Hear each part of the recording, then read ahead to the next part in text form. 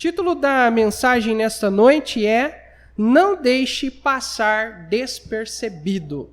Oremos. Pai, obrigado pela leitura da sua palavra, que nesse momento nós todos possamos meditar nas Sagradas Escrituras, ó Pai, e que seu Santo Espírito venha agir nas nossas vidas, transformando, nos lapidando, Senhor, nos fazendo servos úteis ao Senhor. Fale conosco, Senhor, em nome de Jesus. Amém e amém. Podem se assentar. Neste texto, irmão, Josué havia já sucedido, a Moisés. Ele estava liderando o povo de Israel, mas o povo ainda não tinha começado o processo de conquista da terra de Canaã. Eles haviam conquistado já um território aquém do Jordão, mas eles ainda não tinham atravessado o rio Jordão.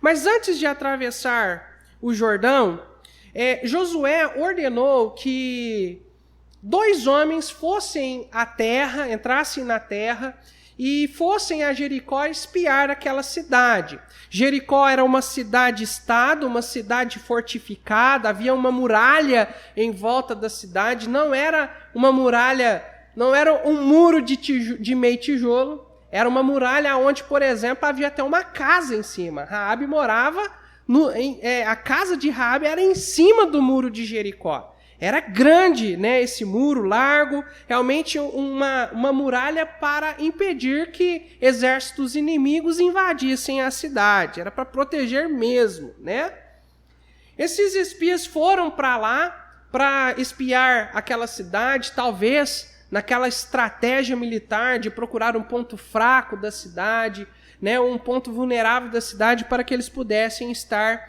invadindo.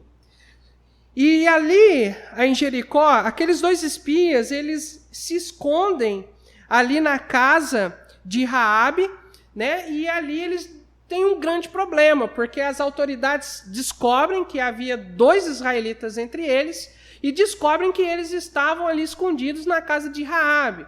Então manda soldados lá, certamente eram soldados, para que pudessem pegar e prender aqueles espias. Mas ela acaba despistando eles ali, e eles acabam indo embora, os espias ficam bem escondidos, Eu fico imaginando as entrelinhas, soldados entrando, fazendo aquela vistoria dentro da casa dela, e não acha ninguém, e acabam indo na história que ela contou lá. E naquela oportunidade, irmãos, depois que os soldados ali de Jericó vão embora, Raabe sobe lá no eirado, ali no terraço da casa dela, e chama ali os espias, tira eles do esconderijo e começa a conversar com eles e revela para os espias que toda a terra está atemorizada por causa deles, que eles já haviam ouvido que o Senhor Deus havia já agido com forte mão, tirando eles do Egito. Também Deus estava agindo e com grande mão eles conquistaram aquele território aquém do Jordão. E ela suplica pela sua vida e pela vida da sua família. E ali naquela oportunidade, talvez eu não me lembro agora se é de dia ou de noite, mas parece que é já à noite, aqueles homens fazem um acordo com ela. E fala para ela que no dia que eles invadirem a cidade, é para que toda a sua família estivessem dentro da sua casa, e era para ela colocar um cordão de fio de escarlata pendurado na janela do lado de fora, que seria por sinal para Israel, que eles iriam entrar, destruir tudo, tanto é que Jericó era uma cidade anátema ao Senhor, ou seja, era uma cidade que era consagrada para a destruição. Não era para eles pegarem nada, era para destruir tudo. Apenas a prata e o ouro que eles iam pegar e levar para o tesouro do tabernáculo. Mas era para destruir tudo, com exceção daquelas pessoas que estivessem dentro da casa marcada com um cordão de fio de escarlata. Escarlata é uma tonalidade de vermelho, que era uma textura de vermelho, uma tinta de vermelho, que era usada em tecidos nobres daquela época, uma tinta avermelhada. Tá? No capítulo 3... nós podemos ver, depois você em casa faz a leitura desse texto, eu tenho certeza que os irmãos vão ser grandemente abençoados com a leitura desse texto. No capítulo 3, nós podemos ver, né, a travessia do Mar Vermelho. De uma forma milagrosa, eles atravessam o Mar Vermelho. Né, os sacerdotes que estavam carregando a Arca da Aliança, eles pisam na água. Mar Vermelho, me perdoa, agora que eu peguei aqui, né? O Rio Jordão, Mar Vermelho já está um bom tempo atrás, né? Mas as águas do Rio Jordão, né, elas começam a se ajuntar um pouco acima e o povo de Israel, assim como no Mar Vermelho, atravessa o Rio Jordão, pisando em terra seca, né? De uma forma milagrosa. E enquanto os sacerdotes não saíam do meio do Rio Jordão, o rio não voltou ao seu fluxo normal. No capítulo 4, Deus ordena que fosse levantado um memorial de pedra, né, para servir de testemunho para as gerações futuras. No capítulo 4, nós podemos observar, irmãos, o quanto que Deus se preocupa com o legado que nós deixamos aqui. Porque, irmãos, nós temos prazo de validade. Todo mundo um dia vai deixar este mundo. Mas Deus se preocupa com o legado que nós vamos deixar, que é só um adendo aqui ao capítulo 4. No capítulo 5, Deus ordena que os homens de Israel sejam circuncidados, porque os homens que haviam sido circuncidados quando saíram do Egito, todos, com exceção de Josué e Caleb, haviam morrido. Então Deus ordena novamente a circuncisão como símbolo da aliança de Deus com Abraão, e eles também celebram a Páscoa antes de começar o processo de conquista. E a celebração da Páscoa é muito importante aqui, porque mostra o motivo pelo qual tudo estava acontecendo. Porque o povo de Israel estava entrando na Terra Prometida, Deus estava estabelecendo a nação de Israel para que por meio dela pudesse enviar o Cordeiro Santo de Deus para ser sacrificado por nós. E no capítulo 6, enfim, nós encontramos o registro da conquista de Jericó pelos israelitas. No capítulo 6, o próprio Deus aparece para Josué como o capitão do exército do Senhor, né? Ali naquele texto, o Senhor Deus, ele instrui Josué como deveria ser o processo de conquista da cidade de Jericó. Durante 6 dias, os homens de Israel deveriam rodear a cidade de Jericó uma vez por dia, durante 6 dias. E no 7º dia, os sacerdotes iriam dar a volta, 7 sacerdotes com trombetas iriam dar a volta 7 vezes em volta de Jericó, e na 7ª vez eles iriam tocar as trombetas e o povo gritar em alta voz e as muralhas iriam ir abaixo. E foi justamente isso que aconteceu, né? Eles fizeram conforme Deus havia dito e as muralhas vieram ao chão. Nós vamos ver um pouquinho para frente a graça e a misericórdia de Deus, como ela é grande, né? Porque era para a casa de Raabe ter caído, mas não caiu. Louvado seja Deus por isso, né? E ali Deus preservou ela também, mas eles entraram e conquistaram a cidade de Jericó. Irmãos, talvez alguém pode olhar para esse texto e achar ele muito violento, muito sangue, muita violência, e cometermos o pecado, inclusive, como alguns têm feito, de achar que Deus é injusto. Uma vez lá na universidade, uns alunos lá começaram a questionar Deus, né, o porquê que Deus agiu da forma que agiu, com violência, né? Mas, irmãos, nós não podemos esquecer quem Deus é. Nós não podemos esquecer quem Deus é, de maneira nenhuma. O Senhor, ele teve suas razões para agir da forma que agiu. E nós veremos algumas razões durante o decorrer desta mensagem. Mas nessa noite eu quero ajudar os irmãos a verem 3 coisas que podem às vezes passar despercebidos neste texto de Josué. Por isso que nessa noite o título da mensagem é Não Deixe Passar Despercebido. 3 coisas que nós precisamos bem atentar para que não possam passar despercebidos. A primeira delas, a primeira coisa que nós podemos ver aqui que não pode passar despercebido é o juízo do Senhor.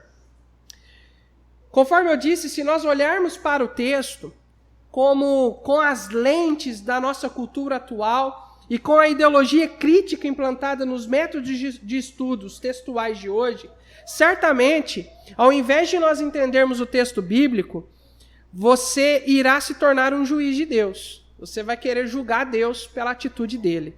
Como, por exemplo, os alunos ali na universidade. Tem muita gente aí que acha que por ter um diploma acadêmico pode começar a questionar Deus nas atitudes do Senhor. Infelizmente, eles vão responder pelas suas ações, certamente. Mas para nós entendermos a forma com que Deus age aqui, irmãos, nós precisamos voltar na história e entender o que Deus estava fazendo aqui com o povo de Canaã. Abra sua Bíblia comigo em Gênesis 15. Gênesis, capítulo 15. Deixa seu dedinho aí, deixa eu achar aqui uma fitinha aqui para colocar aqui em Josué. Gênesis, capítulo 15. Nós encontramos aqui o registro onde Deus faz um pacto com Abraão. E nos versículos 13 a 16, nós encontramos algo muito interessante. Diz assim o texto: Então disse a Abraão, o Senhor dizendo a Abraão: Saibas de certo que peregrina será a tua descendência em terra alheia, e será reduzida à escravidão, e será afligida por 400 anos, mas também eu julgarei a nação a qual ela tem de servir, e depois sairá com grande riqueza. E tu irás a teus pais em paz, em boa velhice serás sepultado. E na 4ª geração tornarás para cá, porque a medida da injustiça dos amorreus não está ainda cheia. Esse versículo é um versículo chave, é um texto chave para nós compreendermos o que está acontecendo lá em Josué. No texto de Josué, ao mesmo tempo que o Senhor Deus está dando a terra por herança a Israel, Deus também está trazendo juízo aos povos que habitavam a terra de Canaã. Deus estava trazendo juízo sobre esses povos. Irmãos, como eu disse, nós não podemos nos esquecer de quem é Deus. Deus é um Deus de amor, Deus é um Deus de misericórdia e graça, mas o Deus que nós servimos também é um Deus de justiça. Ele pune os pecados, ele exige que o pecado, que o crime seja pago, seja punido. O nosso Deus é um Deus de justiça. E ele estava usando a nação de Israel para trazer juízo sobre os habitantes da região ali de Canaã.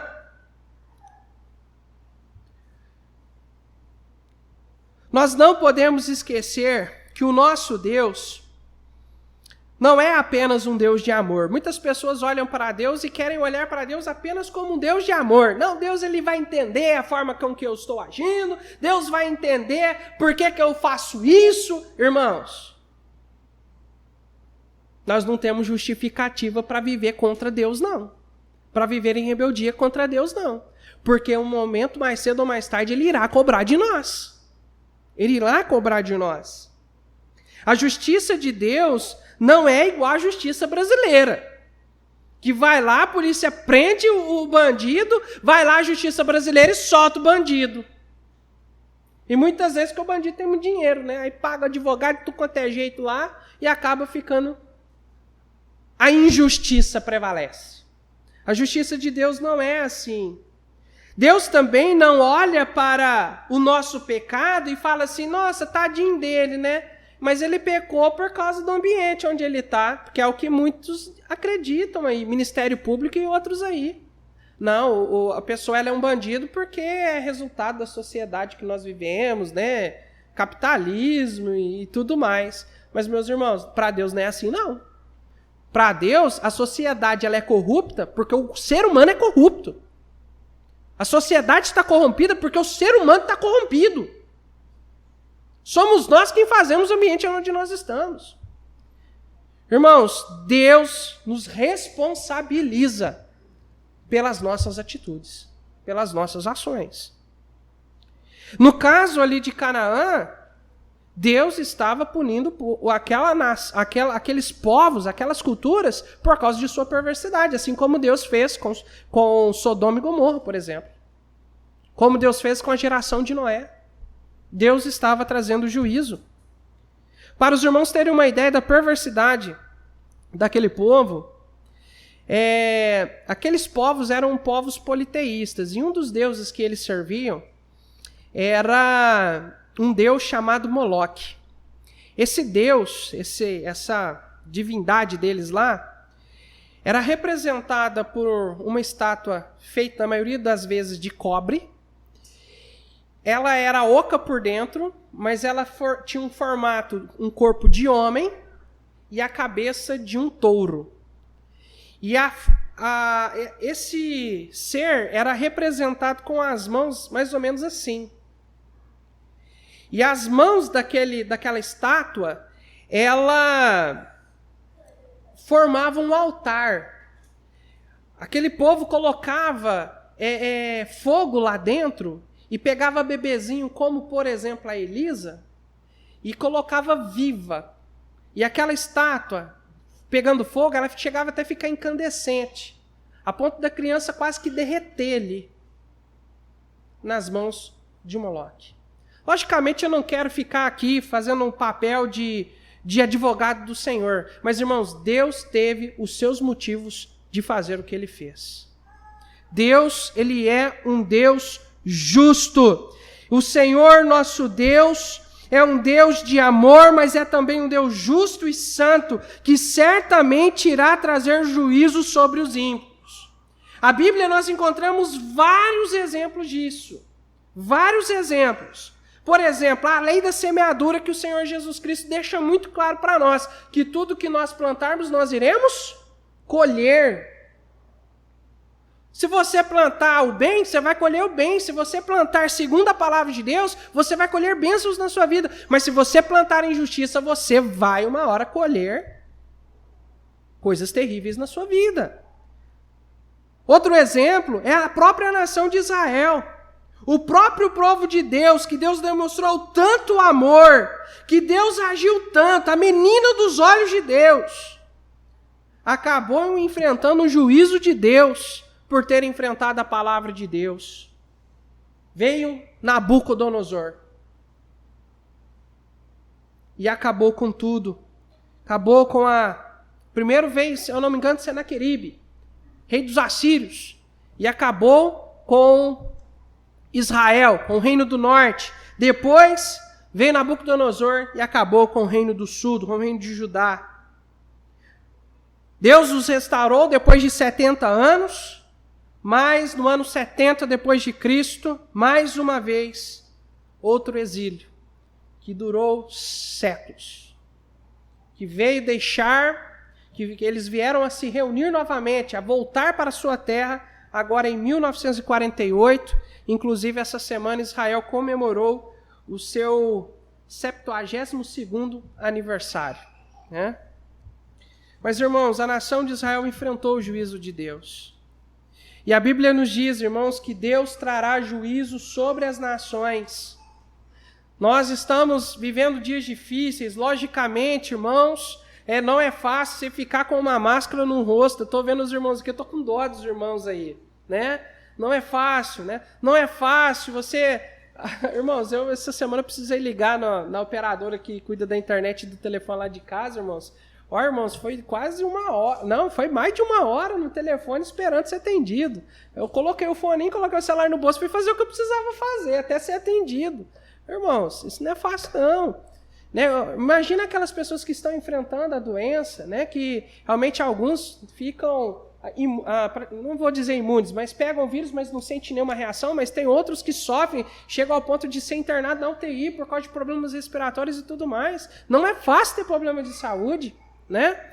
Mas, irmãos, virá um tempo aonde Deus derramará as taças da sua ira. Esse tempo é chamado da tribulação. Logicamente, a igreja será tirada nesse período. Mas, irmãos, o mundo enfrentará um momento terrível que jamais aconteceu sobre a face dessa terra. Um momento terrível no mundo todo. Meus amados, mas a Bíblia fala de um outro juízo maior ainda, que é a condenação eterna. Esse, todos nós, todo ser humano, está debaixo desse juízo. Está sob esse juízo. E somente há uma forma de nós não enfrentarmos esse juízo, que é entregando as nossas vidas ao Senhor Jesus Cristo, recebendo Ele como nosso único e suficiente Salvador. Jesus é o único meio, o único remédio para que nós não possamos enfrentar este mais duro juízo, que é o inferno. Não brinque com Deus ou não brinque com o pecado, pois certamente o juízo de Deus virá. Em segundo lugar, outra coisa que nós podemos ver aqui no texto é o cumprimento das promessas. Aqui eu quero ser mais objetivo. Irmãos, lá em Gênesis capítulo 12, versículos 1 a 3, Deus promete para Abraão terra, semente e bênçãos, ou terra, descendência e bênçãos. Até aquele momento do Jordão, com Josué, Deus havia cumprido a promessa de dar uma descendência para Abraão. E olha, uma descendência numerosa, eram milhões de pessoas que estavam ali. Deus estava prestes a cumprir a promessa de dar a terra para Israel. Estava prestes. E alguns séculos depois, Deus iria cumprir a promessa das bênçãos. Que as bênçãos que Deus prometeu ali em Gênesis capítulo 12, estava relacionada à bênção de enviar Jesus Cristo aqui para ser o Salvador. E assim, por meio de Abraão, todas as famílias da terra serem abençoadas em Cristo Jesus. Tá? Como nós podemos ver, por exemplo, no dia de hoje. Ninguém aqui é judeu, pelo menos nós não sabemos, né? Se tem alguém judeu aqui, né? Descendente de judeu. Mas a graça nos alcançou, amém? O evangelho chegou até nós e hoje nós fazemos parte das promessas. No texto de Josué, nós podemos ver Deus cumprindo as suas promessas. A promessa de dar a terra prometida à descendência de Abraão. Irmãos, o Deus que nós servimos é um Deus de promessas. Mas não é um Deus de promessas como muitos ensinam aí, como os falsos profetas ficam ensinando por aí, nos dias de hoje, falando que Deus vai te dar prosperidade, vai te dar uma vida afetiva, uma vida amorosa bem-sucedida e tudo mais. Não é isso. Deus é um Deus que cumpre as suas promessas feitas a nós na palavra de Deus, amém ou não, irmãos? Por exemplo, no Evangelho de João 5:24, diz que todo crente que recebe Jesus como seu Salvador não entrará em condenação, mas passou da morte para a vida. Nós temos a certeza que Deus irá cumprir isso em nossas vidas, em Cristo Jesus. Amém, irmãos? Ele certamente cumprirá isso. Quando nós partimos para a eternidade, nós estamos certos pela autoridade da palavra de Deus de que nós iremos ver Cristo e não o inferno. Amém, irmãos? Então Deus, ele cumpre a sua promessa. Em 1 Coríntios, capítulo 15, versículos 55 a 57, Deus promete vitória sobre a morte. Crente não vai morrer. O crente não morre. O crente é empurrado para a vida eterna. Amém, irmãos? Uma vez eu falei isso na fábrica, vixe, o pessoal começou a me zoar. Eu falei, não, mas deixa eu explicar. É porque o crente, quando morre, né, é empurrado para a vida, né? Nós vamos ver Jesus, né? Então nós não vamos enfrentar a morte eterna de maneira nenhuma, porque em Cristo nós temos vitória sobre a morte.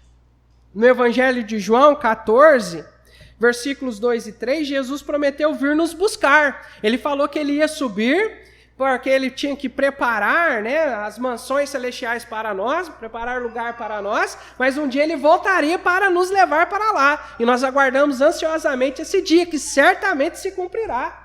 Irmãos, o nosso Deus é um Deus que cumpre suas promessas. Alegremos no Senhor, pois Ele certamente cumprirá tudo que Ele tem nos prometido em sua palavra. E em terceiro e último lugar, a terceira coisa que nós vemos no texto que não pode passar despercebido é a graça e misericórdia de Deus. Irmãos, para ser bem mais objetivo, porque o nosso tempo já se foi, mas eu não quero cortar a mensagem aqui, porque a mensagem realmente é uma bênção, irmãos. Realmente Deus falou muito no meu coração e quero que os irmãos sejam abençoados nessa noite por essa última parte aqui principalmente. Raabe, irmãos, era uma prostituta. Certamente ela era uma mulher que não tinha moral, uma mulher da vida, uma mulher que talvez egoísta, que estava preocupada com o que ela ia ganhar. Nós não sabemos, a Bíblia não dá detalhes, mas o que a Bíblia deixa bem claro para nós, que ela era uma pecadora. Ela merecia o juízo de Deus que nós vimos ali na primeira parte da mensagem. Ela merecia o juízo de Deus. A casa dela tinha que ser a primeira de cair ali na hora que o muro caísse. Ela merecia o juízo, irmãos. Ela merecia.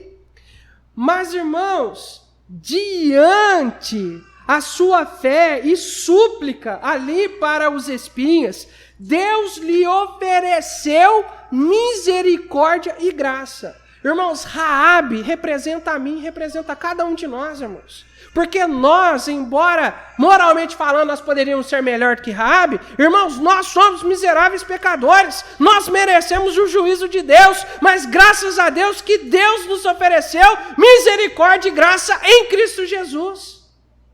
E naquele dia que você ouviu o Evangelho, que você se rendeu a Cristo, o recebendo como único e suficiente Salvador, o cordão de fio de escarlata foi pendurado na sua vida. Você foi marcado com o sangue de Cristo. E no dia do juízo, você estará seguro. Seguro, pois nós estamos marcados com o precioso sangue do Cordeiro. Aquele fio de escarlata, irmãos, aquele cordão de fio de escarlata, representa Jesus Cristo, o sacrifício de Cristo, o sangue do Cordeiro sobre nossas vidas. Todos nós que marcamos as nossas vidas com o sangue de Cristo, nós certamente recebemos vida. Nós somos poupados, não porque merecemos, mas porque a graça e a misericórdia de Deus são eternas. Após a conquista da cidade, a vida de Raabe ela foi completamente transformada. Raabe, ela verdadeiramente, irmãos, ela se converteu ao Senhor. Ela simplesmente não foi poupada, ela se converteu, ela teve fé. Ela creu verdadeiramente no Senhor. E Raabe, por ter se convertida, ela foi agregada ao povo de Deus. Ela foi acolhida pelos israelitas.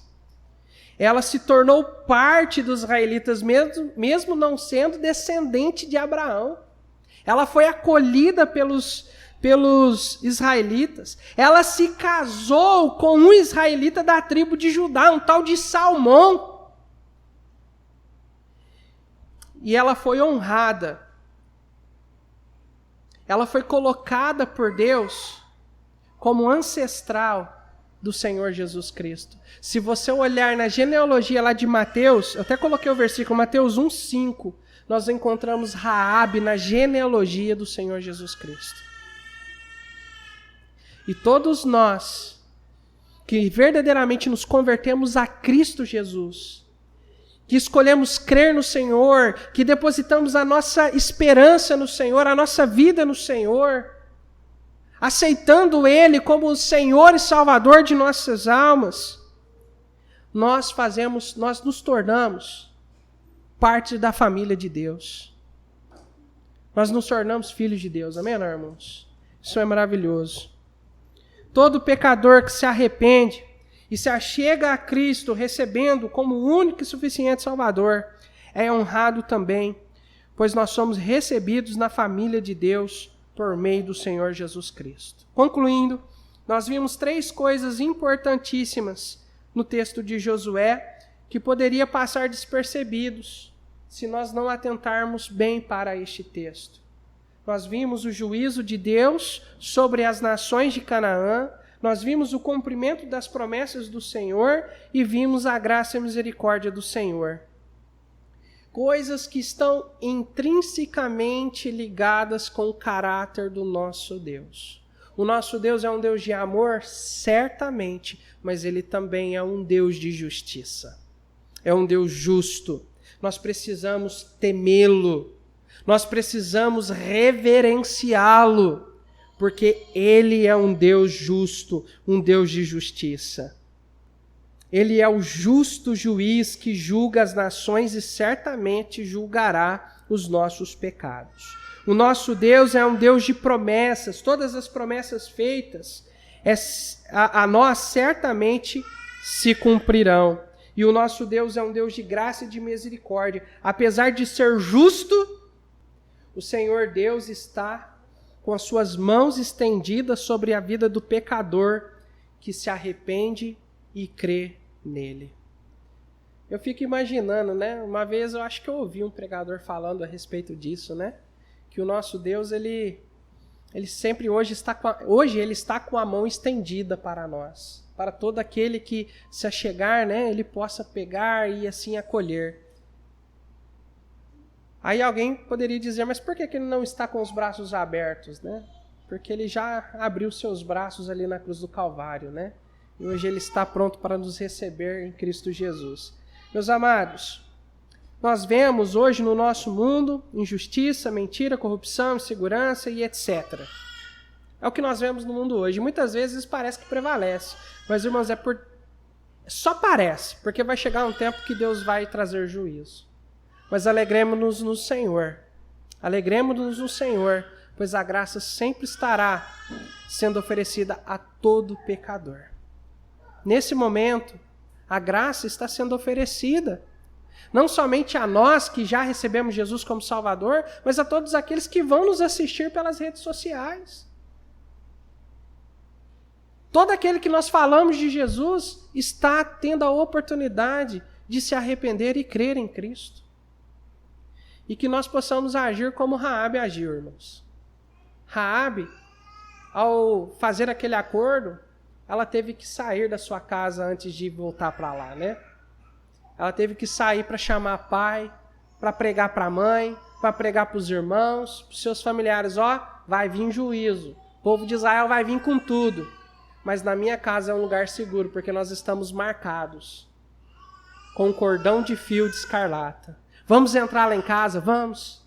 Da mesma forma que nós precisamos convidar as pessoas. Vamos até Cristo, porque Jesus é o lugar seguro, é o nosso porto seguro para todo sempre, para toda a eternidade. Amém?